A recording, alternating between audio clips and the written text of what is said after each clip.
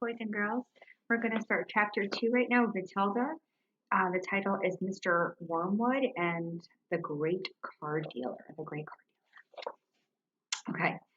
Matilda's parents owned quite a nice house with 3 bedrooms upstairs. While on the ground floor, there was a dining room and a living room and a kitchen. Her father was a dealer in secondhand cars, and it seemed he did pretty well at it. Sawdust, he would say proudly, is one of the greatest secrets of my success, and it costs me nothing. I get it for free from the sawmill. What do you use it for? Matilda asked him. Ha, the father said. Wouldn't you like to know? I don't see how sawdust could help you sell secondhand cars, Daddy. That's because you're an ignorant little twit, the father said. His speech was never very delicate, but Matilda was used to it. She also knew that he liked to boast, and she would egg him on shamelessly. You must be very clever to find for use for such a thing that costs nothing, she said. I wish I could do it. You couldn't, the father said. You're too stupid. But I don't mind telling young Mike here about it, saying he'll be joining me in the business one day. Ignoring Matilda, he turned to his son and said, I'm always glad to buy a car when some fool has been crashing the gears so badly they're all worn out and rattle like mad. I get it cheap. Then all I do is mix in a lot of sawdust with the oil in the gearbox and it runs as sweet as a nut. How long will it run like that before it starts rattling again? Matilda asked him. Long enough for the buyer to get a good distance away, the father said, grinning. About 100 miles.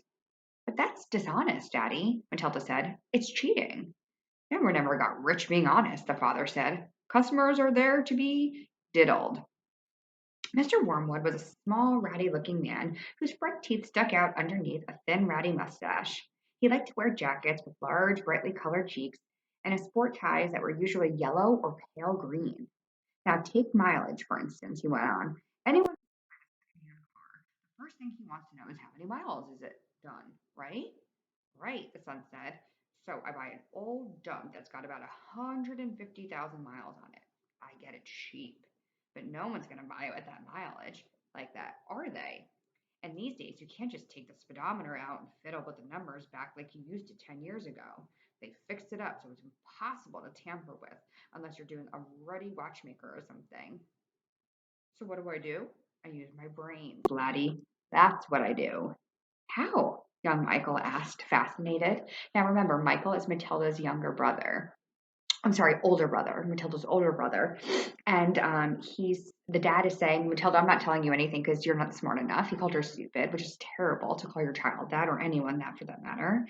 And he's saying, well, Michael, you can stand it. So he's kind of explaining his business of selling secondhand cars. A secondhand car is a used car. So if someone purchased the car before and then I bought it, that's a used car. There's nothing usually wrong with that, but he sounds like he's messing with the gears. He's messing with the engine of it to mess up the gear changing of the car. How? Young Michael asked, fascinated. He seemed to have inherited his father's love of cookery. I sit down and say to myself, how can I convert a mileage reading of 150,000 into only 10,000 without taking the speedometer to pieces? Well, if I were to run a car backwards for long enough, then obviously that would do it. The numbers would click backwards, wouldn't they? But who's going to drive a flaming car in reverse for thousands and thousands of miles? You couldn't do it.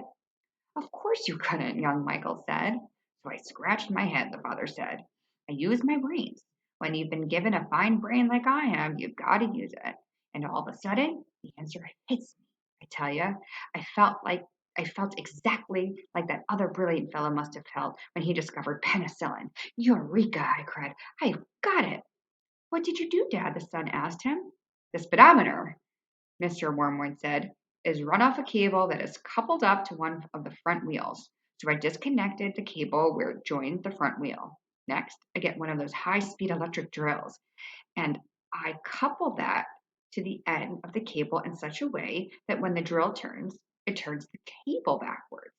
You got me so far? You following me? Yes, Daddy, young Michael said. These drills run at a tremendous speed, the father said. So when I switch on the drill, the mileage number on the speedo spins backwards at a fantastic rate. I can knock 50,000 miles off the clock in a few minutes with my high-speed electric drill. And by this time, I finished. The car's only done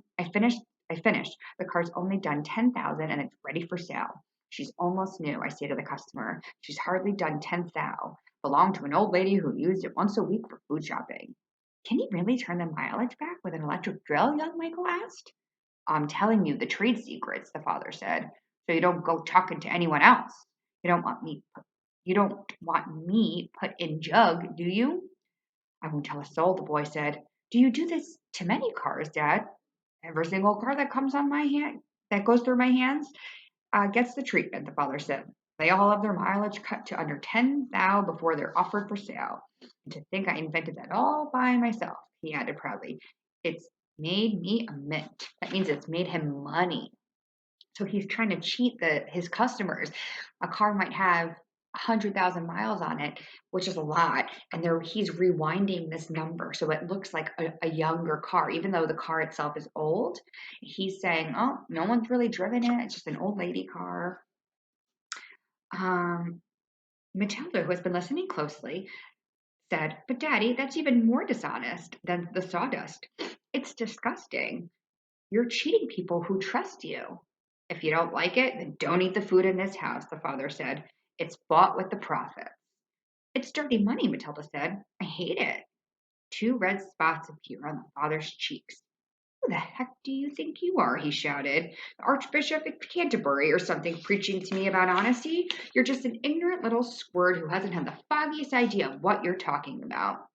Quite right, Harry, the mother said. And to Matilda, she said, You've got a lot of nerve talking to your father like that. Now keep your nasty mouth shut so we can all watch this program in peace. They were all in the living room eating their suppers on their knees in front of the telly. The suppers were TV dinners in floppy aluminum containers with separate compartments for the stewed meat, the boiled potatoes, and the peas. Mrs. Wormwood sat munching her meal with her eyes glued to the American soap opera on the screen. She was a large woman whose hair was dyed platinum blonde, except where you could see the mousy brown bits growing out from the roots. She wore heavy makeup, and she had one of those unfortunate bulging fingers where the flesh appeared to be strappling in all around the body to prevent it from falling out. I'm sorry, unfortunate bulging, not fingers, figures, where all the flesh appears to be strapping out all around the body to prevent it from falling out. Mummy, Matilda said, would you mind if I ate my supper in the dining room so I could read my book? The father glanced up sharply. I wouldn't mind, he snapped. Supper's a family gathering, and no one leaves the table till it's over. But we're not at a table, Matilda said. We never are. We are always eating off our knees and watching the telly. What's wrong with watching the telly, may I ask? The father said. His voice had suddenly become soft and dangerous. Matilda didn't trust herself to answer, so she kept quiet. She could feel the anger boiling up inside her. She knew it was wrong to hate her parents like this, but she was fighting very hard not to do so. All of the reading she had done had given her a view of life that they'd never seen. If only they would read a little Dickens or Kipling, they would soon discover that there was more to life than cheating people and watching television. Another thing, she resented being told constantly that she was ignorant and stupid when she knew she wasn't. The anger inside her went on boiling and boiling. And as she lay in the bed that night, she made a decision. She decided that every time her father or her mother was beastly to her, she would get her own back in some way or another. A small victory or two would help her tolerate their idiocies and would stop her from going crazy.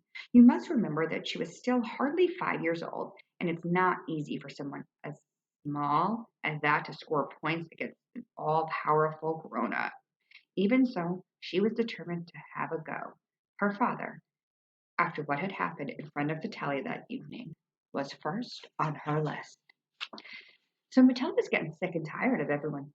I mean, not everyone, her own parents telling her she's stupid and ignorant. And she's like, this is just not okay. She's reading all these books. She's learning about the world through reading.